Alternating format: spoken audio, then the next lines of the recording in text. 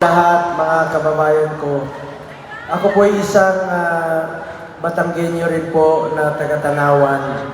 Tesoro po ang aking apelido, Christopher Lawrence Tesoro Bongo. Ang aking lolo't lola dyan po pinanganak mismo sa Tanawan, Santo Tomas. Nag-migrate sila ng Mindanao, ng Davao. Doon na po sila nagkaanak at nagkaapo. Ako po yun. Kaya ang dugo ko po, Batanggenyo, pinaghalong Bisaya. Alam nyo, pag pinaghalo ang Bisaya at ang Batanggenyo, ang resulta niyan, tapang at malasakit sa kapwa Pilipino. Mahal na mahal ko po kayo rito sa Batangas. Alam niyo po yun, kahit sa bahay ko, puro balisong ang regalo na tatanggap ko doon, naka-frame. Paborito ko yan yung balisong. At, sige, malaki pong utang na loob ko rito sa inyo sa Batangas. Nanalo po ako dito noong 2019. Huwag ko kayo magpasalamat sa akin. Kanina po, nanggaling ako sa Malbar. Nagbukas tayo ng bagong Super Health Center doon. Marami nagpasalamat. Yung asawa ni Vice Mayor ng Malbar, nagpasalamat sa dami raw natutulungan ng mga pasyente. Dito sa Batangas City, marami raw natutulungan sa Batangas Medical Center, sa Malasakit Center. Huwag ko kayo magpasalamat sa akin. Sa totoo lang po, ako po ang dapat magpasalamat sa inyo dahil binigyan niyo po ako ng pagkakataon na makapagserbisyo po sa inyo. Maraming salamat po sa inyo. Salamat. Gusto ko pasalamatan ang ating ama ng ating probinsya, isa sa pinakamagaling na gobernador sa buong Pilipinas. At isang taong ito, gusto ko sana makasama sa Senado. Nagbago lang po ang isip niya. Sabi ko, sir, ikaw yung isa sa mga experience sa local government, madadala mo yan doon sa national government bilang senador. Kaya alam po, nag-decide siya bilang vice governor at alam ko, mahal na mahal niya po rito sa Batangas tulad ng pagmamahal niya sa ating bagong First Lady na si Attorney. Palakpakan po natin! Attorney Angelica Mandanas po. Palakpakan po natin. So, mahal ni Governor Dodo si Attorney Angelica. Siyempre, hindi niya po maiwan ang ating mga kababayan dito sa Batangas. Kaya tumakbo sa Vice Governor ang ating iniidolo, Governor Dodo Mandanas. Maraming salamat po sa inyong suporta sa ating dating Pangulo Duterte. Salamat po, sir. And gusto ko rin pong maging masaya ka. Alam nyo, sa totoo lang po, minsan lang tayo dadaan sa mundong ito. So ako, masaya po hindi ko po siya nakita na gano'n ka-blooming ngayong panahon ito. So, makikita mo sa kanyang mga mata yung pagmamahal niya kay Attorney at of course sa ating mga kababayan dito sa Batangas. At isa pang gusto ko rin pong pasalamatan ng ating Vice Governor, another blooming, mabait, isa sa mga masipag na Vice Governor sa buong Pilipinas, Vice Governor Mandanas po. Mark, libiste yan, so sorry. Magkasama kami kanina. Nahalo ko tuloy. Pag ganun talaga yan, pag nakikita mo may in love na nasa tabi mo, madadamay ka. Kaya alam ko in love rin po itong aking kaibigan, Congressman Mark Libiste. Palakpakan mo natin yun. At dito rin po ang kasamahan mo sa partido. Isa po sa naghikayat kay dating Pangulong Duterte na tumakbo bilang Pangulo noong 2015. Siya po yung kumanta ng takbo! Kaya tumakbo tuloy si Pangulong Duterte. Kaya isa po siya sa dahilan. Ngayon, abogado na po siya. Kasamahan ko po sa partido. Magaling, mabait, matalino, Attorney Jimmy Bondok. Palakpakan po natin. At nandito rin po ang aking kaibigan. Tagal ko ng kaibigan ito, 2003. Kung kaibigan ko si Atty. Jimmy Bondok, singer siya. Si Philip Salvador, kaibigan namin ni dating Pangulo Rodrigo Duterte. 2003 pa lang, pumunta siya ng Davao. Gusto niya gawing pelikula ang buhay ni former President Duterte. Pero hindi niya napilit. Alam niyo po, sa kakabalik niya ng Davao, may 100 beses sa bumalik ng Davao. Nakapag-iwan po siya ng 4 na anak sa Davao, Philip Salvador. Ngayon naman, tawanan kayo. Maniniwala pa naman kayong magagawa ng mukhang ito? Kung naniniwala kayo, please lang, lumayo kayo kay Philip Salvador. Bakit pa naman? pagkalala yung mga tao sa Ayaw ko po madagdagan ang kanyang 31 na anak. Pero, makinig kayo, 71 years old na to. Pero may asin pa yan! Ay, hindi pa. Noong isang araw, galing kami sa mga nasunugan. Galing kami sa nabahaan. Ang init ng panahon. Sobrang init. Napatunayan ko, nag-vest siya. Basang-basa yung damit niya. Napatunayan ko, may asim pa talaga. Ay nako, umakyat kayo dito, yakapin niyo ako. Pangulang ng pangahin niyo. Huwag kayong makalala. Binilihan ko siya ng tawas. Ikaw talaga. Kaya ang ayun.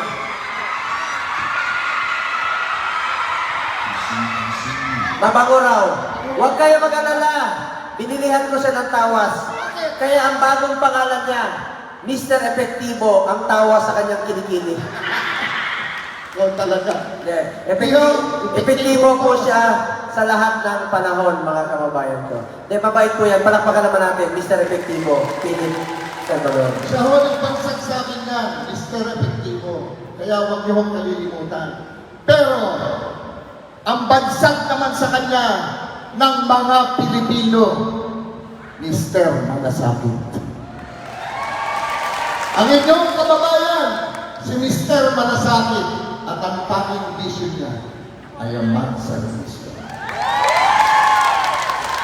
Ako proud sa kanya.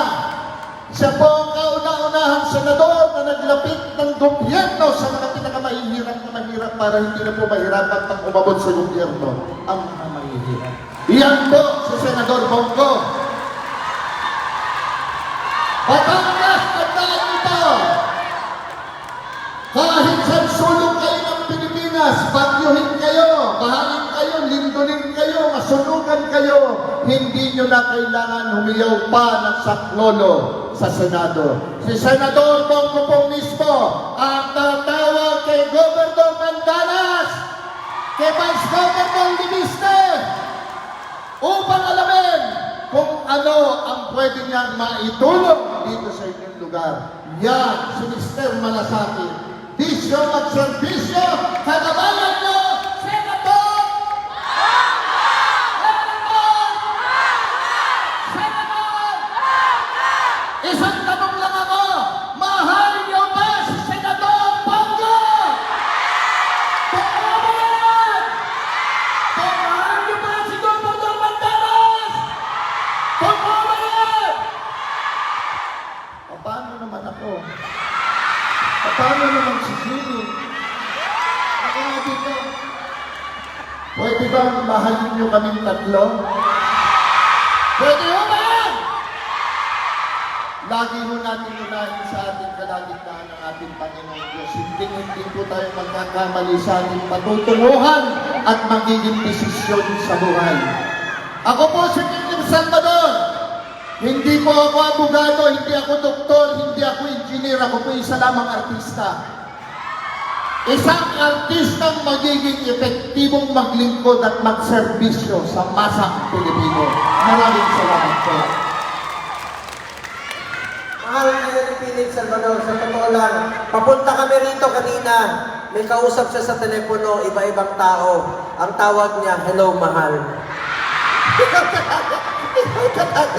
Para hindi siya mahuli. Hindi. Ngayon po, may tanong ako sa inyo. Ang tawag niyo sa akin, Mr. Ang bisyo ko ay ma? Ang tawag niyo kay Philip, Mr. Ano ang kanyang bisyo? Ano daw? Dito, dito! Ulitin mo nga! Ang pangalan ko, Mr. Malasakit, ang bisyo ko magserbisyo. Si Philip, Mr. Epektibo, ano ang kanyang bisyo? Sinungaling! Dito ka magtanong. Ang bisyo ko magserbisyo. Nagsisinungaling dyan! Ano ang bisyo ni Philip Salvador? Yan, seryoso muna tayo. Palakpakan naman natin ang aking kabilan. Kung bakit ko ako, mahalin na rin po silang lahat. Philip Salvador, Jimmy Bondok, Governor Mandanas, Vice Governor Mark Libiste. Mga kababayan ko, gusto ko lang po mag-report sa inyo bilang chairman ng Committee on Health, Sports, and Youth sa Senado. 3 po ang aking naging prioridad. Unang-una, Malasakit Center, Super Health Center at Regional Specialty Center. Unahin ko na po, Malasakit Center, meron na ho tayong 166 na Malasakit Center sa buong Pilipinas na laging handang tumulong po sa ating mga kababayan. At meron po kayong 2 Malasakit Center dito po sa Batangas, di ba? Sa Batangas Medical Center at sa Batangas Provincial Hospital sa Lemery. Ngayon, tinatayo na po ang inyong bagong hospital sa Tuy.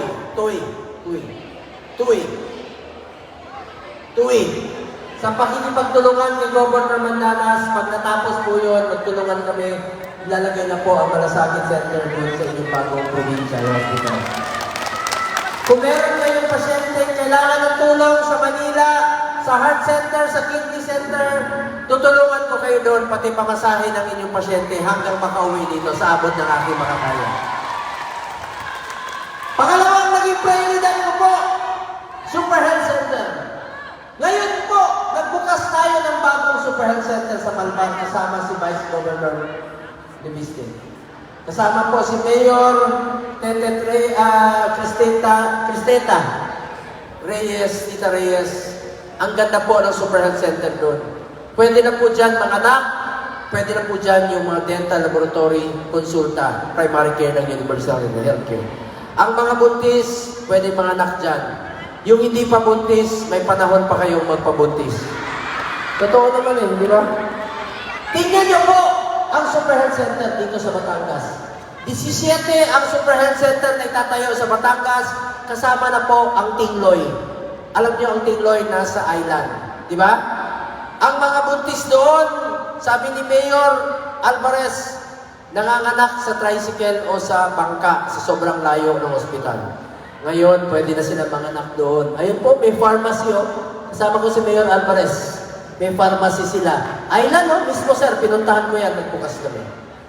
Ang ganda po ng pasilidad. Sa Malbar kanina, tapos na po ang Super Health Center.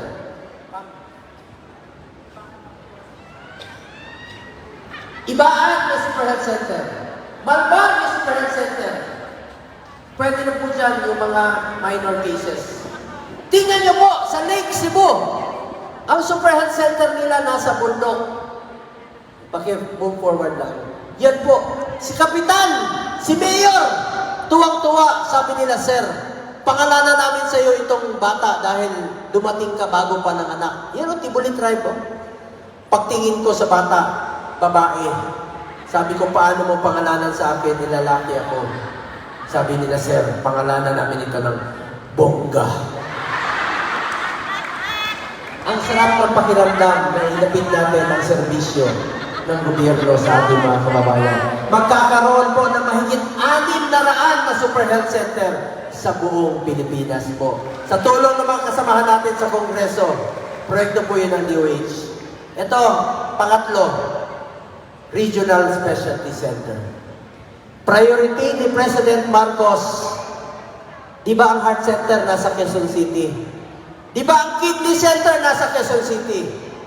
Pag nagpapatransplant tayo, ngayon po, isinabatas natin, ako ang principal sponsor ng batas na yan. Nakakuha ako ng 24-0 na boto sa Senado. Tumulong lahat.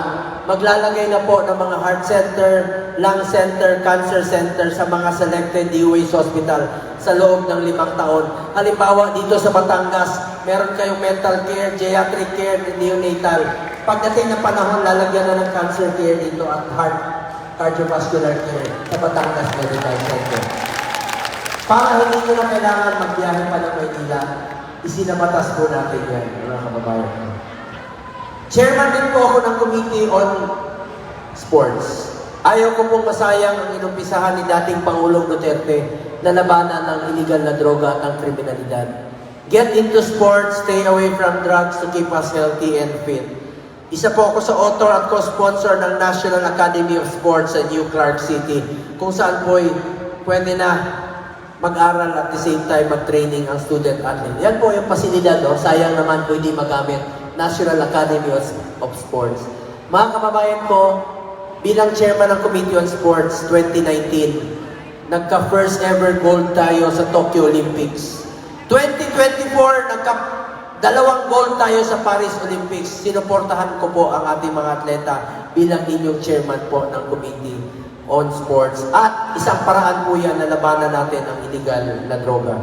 May mga paliga kayo rito, Governor, kung meron kayong inter-barangay, inter-municipality, you may organize, susuportahan ko po para tulungan natin ang mga kabataan to get into sports, stay away from drugs.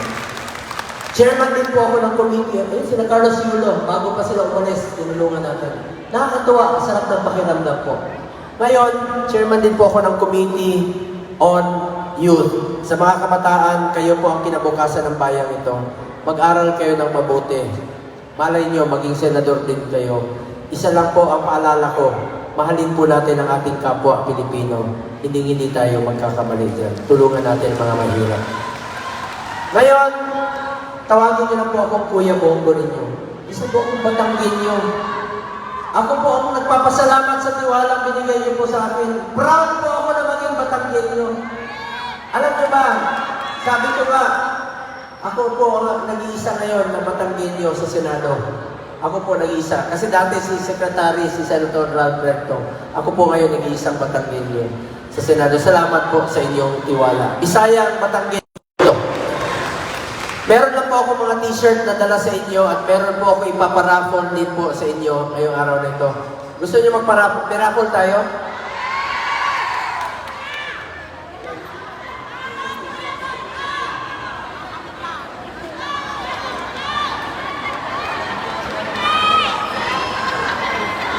May paparaffle po ako at gusto ko pong pasalamatan ang ating minamahal na governor para po sa inyong matatanggap ngayong araw na ito. Palakpakan naman po natin ang ating governor and of course ang PSWDO sa inyong matatanggap. Pakiusap ko, bilhin nyo ng pagkain po. Ngayon, meron din po ako hiwalay na tulong. May dala po akong burger. Kumain na kayo? Hindi nyo nga ako tinirahan din. Saka meron din po akong dalang mga t-shirt para sa inyo at may dala rin po akong mga bola para sa inyo. 500 pieces po ang ball ng dala ko. Saan mo lang? Sino may bata dyan? Bata?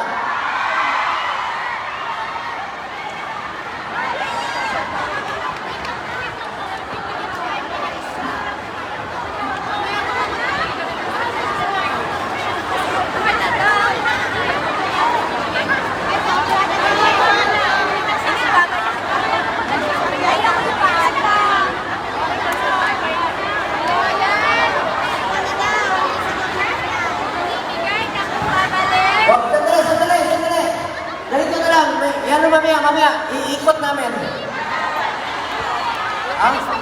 Okay, dito. Dalay mo rito. Balik mo na kayo sa upuan. Balik mo na. Yung bolang ibang dalang bola kung walang hangin, okay lang? Meron ba kayong vulcanizing? Pero kung nagmamadali kayo, pwede niyong lapitan si Philip Salvador. Marami po siyang dalang hangin sa tiyan niya. Minsan tumutunog yung Levi's niya. Hindi po ako makahinga. Pag nagreklamo ko, siya pa ang galit. Huwag ko raw amuyin. Nakikiamoy lang daw ako. 500 po na bola ang dala ko ngayong araw na ito. Huwag ko kayo mag-alala. At meron po akong pinarapol na kanina. Yung bisikleta, narapol na pala, no? Ako nag-aantay. Pero meron po ako ipaparapol na yung relo ko, ipaparapol ko rin po. Magpaparapol rin po ako ng cellphone. Magpaparapol rin po. Galan nyo na! Tagal-tagal!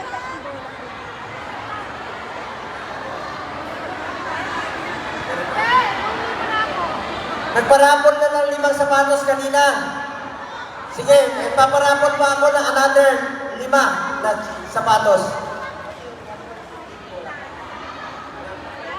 Premyo mo yung premyo!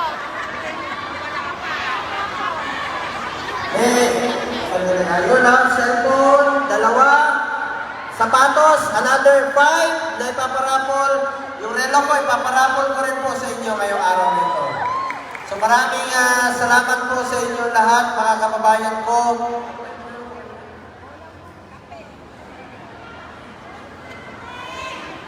Ano gusto ninyo? bola! Bola!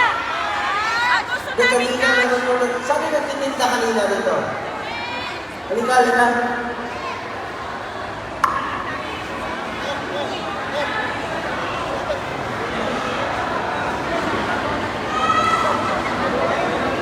Di kanina, yung bata doon sa Malbar, pinakyaw ko yung paninda para makauwi na siya. Ngayon naman, para makauwi si Manang.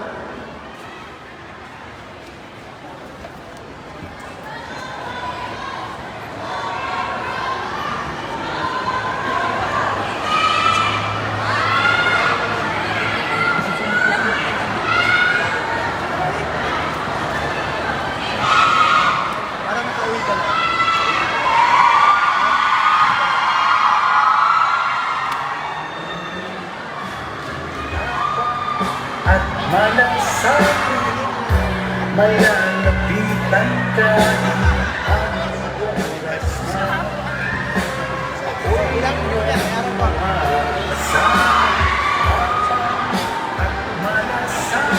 Pabigay mo na.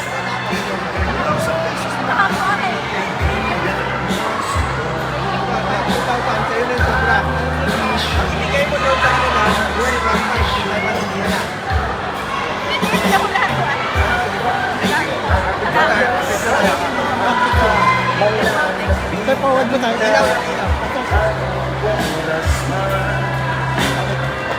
Bigay mo sa kanila para makain nila pagkakauwi na.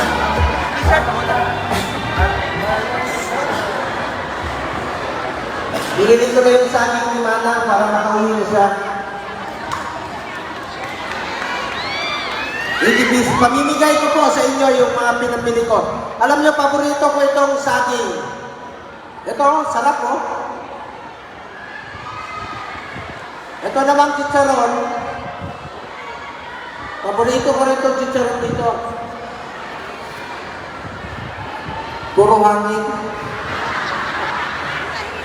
Wala pa lang naman. Ito masarap pa rin. Talaga hindi pa ako nanangalian. Pero wala po akong kaarte-arte sa katawan.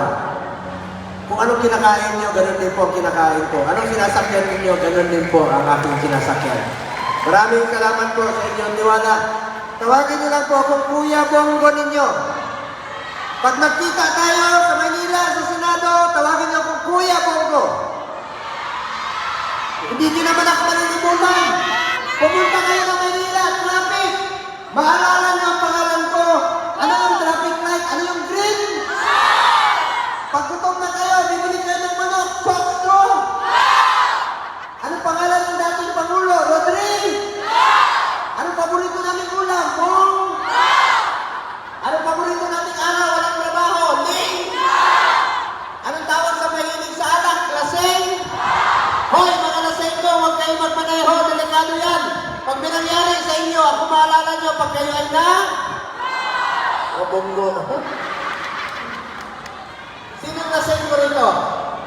Ikaw, gusto kali ka na. Salamin ko.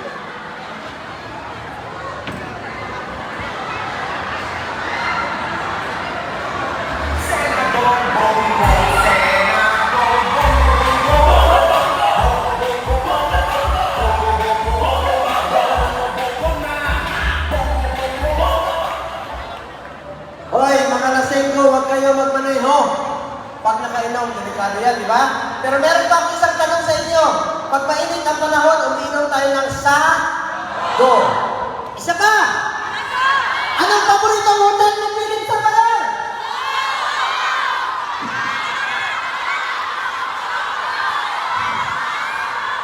Ay, nako! Gop! Vice Gop! Ngayon ko lang nalaman. Dito pala sa Batangas City, marami! Maraming marites!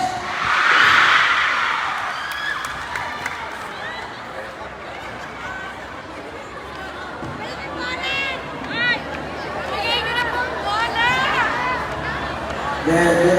Mabait po yan si Philip Salvador. Lahat naman tayo may bisyo, di ba? Alam nyo, si Philip Salvador, kaya siya Mr. Epektibo. Pero ngayon, Philip, dapat isa sa ating hinahangaan mo Governor si Mandalas. Kita mo, very loving couple at saka naka-his and hers pa sila ngayong araw na ito. Nakaka-inggit. Sa totoo lang, nakaka-inggit. Ibang aura mo ngayon, Gov. Walang biro. Parang ano yan, Gov? Parang ang 35 years younger. Alam nyo, si Governor Mandanas, yung pagmamahal niya rito sa Batangas. Alam ko, sobrang mahal niya kaya hindi niya kayo iniiwan po rito. Pero kung meron po isang tao pagdating ng panahon na gusto kong makasama sa Senado, kita niyo mga Mandalas ruling na pinaglalaban niya ang local government. Sir, isa po kayo sa inahangaan ko. Palakpakan naman po natin muli, Governor Dodo Mandanas. Sir, maraming salamat po. Salamat po sa inyong serbisyo sa ating mga kababayan. Mga kababayan ko, salamat po sa inyong oras. Kung makita tayo sa Maynila, kalabitin niyo na po ako. Huwag niyo ko turing na ibang tao. Anytime po yan. Pero meron na po ako sasabihin sa inyo ngayong araw na ito. Sana po ay maalala ninyo sa mahabang panahon. Ako po ay tutulong sa Batangas. Paunlarin pa natin ang Batangas pagdating ng panahon kung papalarin po ako pagdating ng panahon. Gaya ng sinabi ni Governor kanina, yung mga proyektong magpapaunlad pa ng ating probinsya dito sa Batangas. Tutulong po ako sa abot ng aking mga kaya. Unahin ko yung mga kababayan natin na mga mahihirap po. Pro-board programs po, unahin ko. Mga kababayan ko, minsan lang tayo dadaan sa mundong ito. Kung ano pong kabutihan o tulong na pwede natin gawin sa ating kapwa, ay gawin na po natin ngayon dahil hindi na po tayo babalik sa mundo nito. Ako po ang inyong Senator Kuya Bongo, patuloy na magsaserbisyo sa inyo lahat. Dahil ako po ay naniniwala na ang serbisyo sa tao, serbisyo po yan sa Diyos. Mga kababayan ko, tandaan niyo po ito. Mahal na mahal ko kayo lahat. Maraming salamat po. Muli po mga